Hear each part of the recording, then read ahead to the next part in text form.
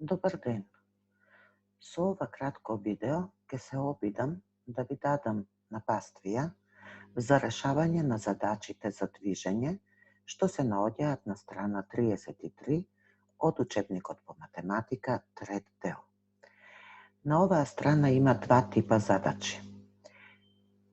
Првата задача имате дадено напатствие по кој што треба да постапите, односно да се движите во оваа табела и да напишете до која фигура сте стасале кога сте ги следеле овие чекори. Што е важно да внимавате при решавање на овие задачи? Првата задача вели вака: да се движите за 3 чекори нанапред, односно 3 квадратчиња нанапред, потоа да свртите под прав агол на десно и да се движите уште 5 чекори нанапред во тој правец. Што е важно да внимавате? За секоја задача, броењето го започнувате од малото човече. Треба да внимавате дека квадратчето во кое што се наоѓа човечето не се брои. Со броење почнуваме од првото квадратче што се наоѓа пред него, лево од него или десно од него, зависи како ни е дадено напатствието во задачата. Во оваа задача човечето треба да оди 3 квадратчиња нанапред. И почнуваме да броиме од квадратчето што е пред него. Значи 1, 2, 3. Сега треба да го прочитаме следното напатствие. Свртување под прав агол на десно. Под прав агол на десно, тоа е ова движење. И ни вели да одиме 5 чекори напред во тој правец. И повторно, овде каде што сме стасале, тоа квадратче не го броиме, туку го броиме наредното. Значи 1, 2, 3, 4, 5. Стасавме до прозирниот триаголник. Него го цртаме тука во задачата. При представување на геометриските форми треба да внимавате на сите елементи, и на формата, и на бојата.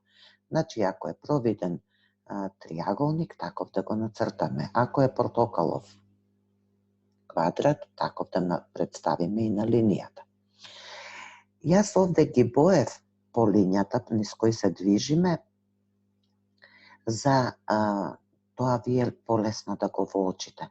Но вас не ви препорачувам така да постапувате, затоа што ако ја обоите првата патека, потоа за втората патека што ќе поминува по истиот пат, ќе немате што да правите. Затоа ви препорачувам патеката да ја обележувате со точки во разни бои. Да речеме, првата патека нека биде точки со моливче и одиме 3 чекори напред, па десно одиме уште 5 чекори, стасуваме.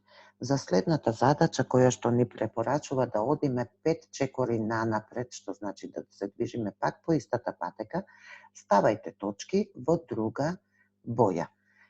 Оние што се повешти можеби и не треба воопшто да ставаат точки, туку само ќе бројат и ќе стасаат до фигурата.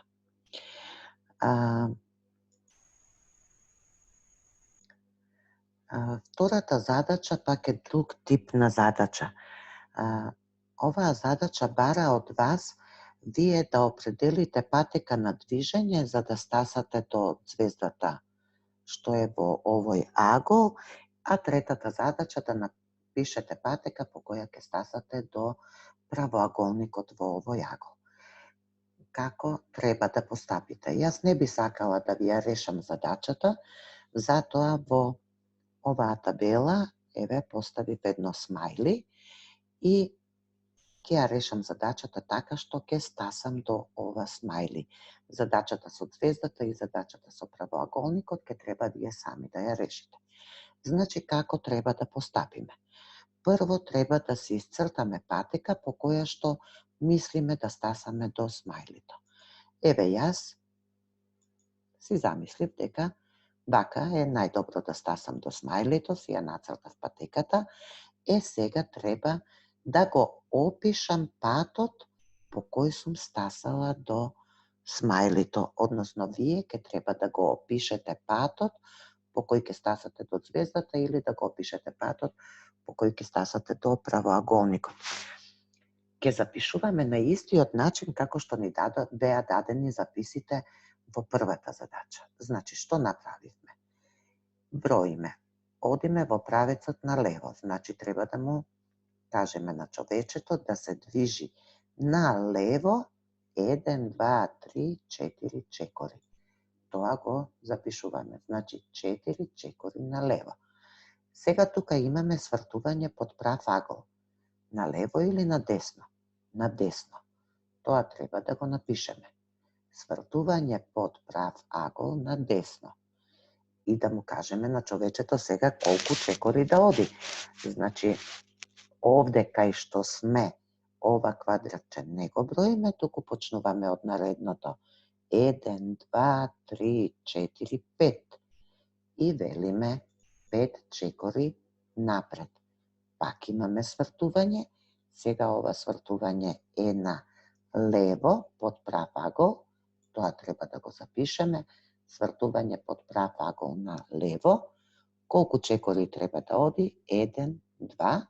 Значи, кажуваме дека се движиме 2 чекори напред. Значи, втората и третата задача имате задача да определите патека по која ќе стасате до ѕвездата и патека по која ќе стасате до правоаголникот. Таа патека да си ја исцртате, потоа да напишете опис како се стигнува до тие форми. Се надевам дека со ова ви помогнав во извршување на вашата домашна задача. Ви посакувам успех!